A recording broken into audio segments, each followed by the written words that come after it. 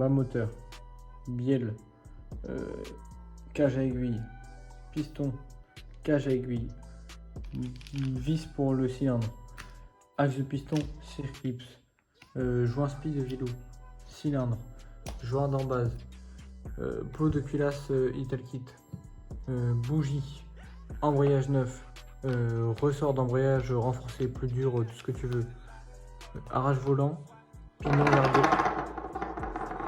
pignon d'herbe d'équilibrage, pipe Italkit, roulement de vilebrequin, et c'est bon.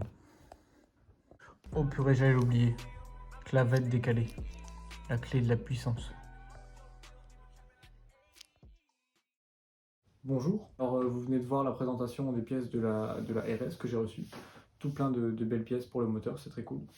Donc dans cette vidéo, on s'occupe de la restauration du moteur et de la préparation de celui-ci afin que ça pousse. Depuis l'intro de la vidéo, il s'est passé pas mal de choses, je vais tout vous expliquer. Du coup, le premier truc que j'ai voulu savoir quand j'ai eu les pièces, c'est les diagrammes de ce cylindre Italkit. Je les ai pris, je vous lance la vidéo, c'est parti. Alors,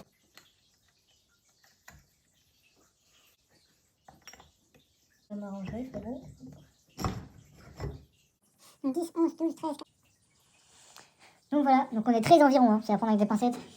C'est un premier jet avec un joint de 0,30 à 200 pour la lumière principale, 180 pour les boosters et environ 125 pour les latéraux. Donc au plus haut 127 et au plus bas 125. Voilà. Bref, donc voilà, je suis assez content des diagrammes, je m'attendais à pire. Donc ça c'est pas mal. Alors ensuite j'ai démonté le bas moteur avec l'aide de Tout Fastpart. Merci beaucoup à lui. Instagram dans la description, tout ça. C'est la même personne qui m'avait peint mes étriers, peinture au four. Voilà, c'est génial, merci à lui, génial. Donc du coup, démontage du bas moteur, vous allez voir les vidéos, quelques petits copeaux, une fourchette de morte, pas fun mais prévisible. En fait, les copeaux c'était des bouts d'embrayage, donc ça va. Finalement ça va, c'est que des bouts de garniture partout, donc ça va. Et une fourchette, j'en ai récupéré une, je vais vous expliquer.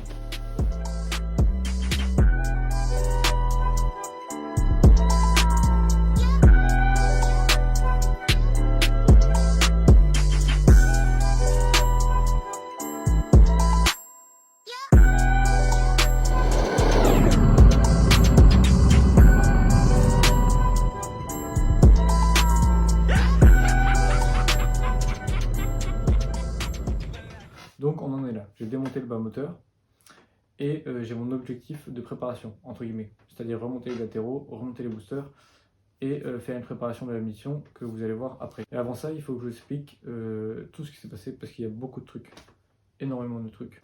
Première chose, voici un nouveau vélo neuf d'occasion, comme dirait Farine de Blé. En fait, j'avais mon vélo dans les mains, mon ancien donc, celui que j'ai démonté, et je vais à Rectif 62, si vous connaissez, pour faire monter ma bielle. Ma bielle magnifique que j'ai encore, toute neuve. Je vais là-bas, le patron prend le foron et me dit il y a 1/10 chef.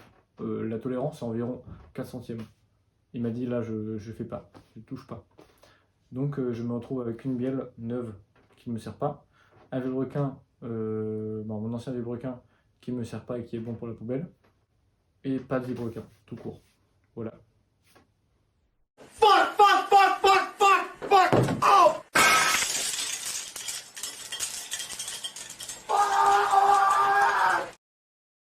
Et vu que mon moteur est un Rotax 123, ça n'existe pas neuf. Je ne peux pas acheter de vilebrequin neuf de Rotax 123.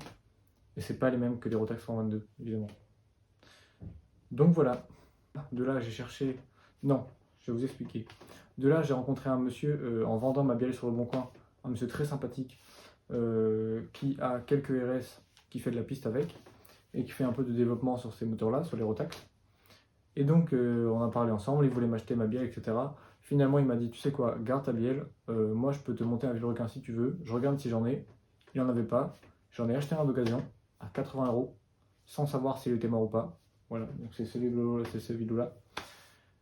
Ça fait mal, et donc je vais lui donner mon vélo avec ma bielle que j'ai donc gardée. Voilà, toute l'histoire. Comme vous l'avez vu, ce vélo, Il a des masses par onde. Voilà.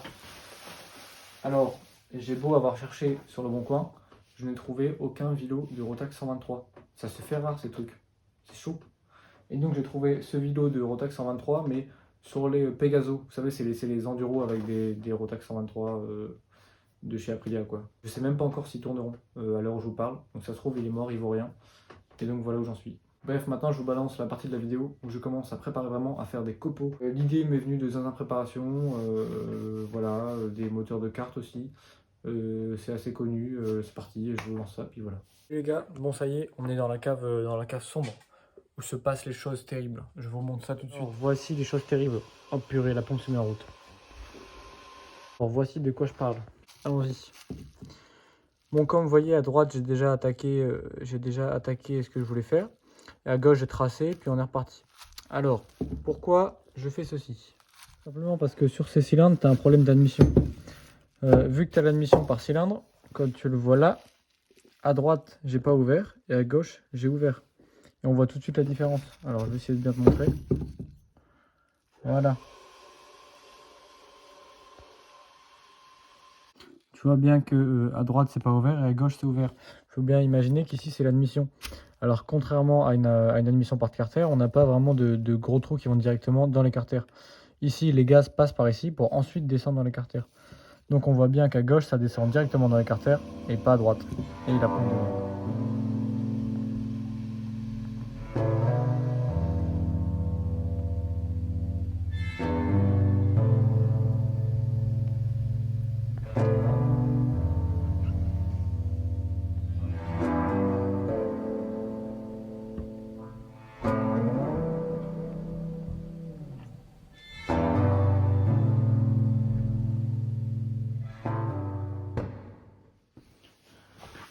Bon, voilà. J'espère que cette vidéo vous a plu. Il y avait beaucoup de blabla, désolé.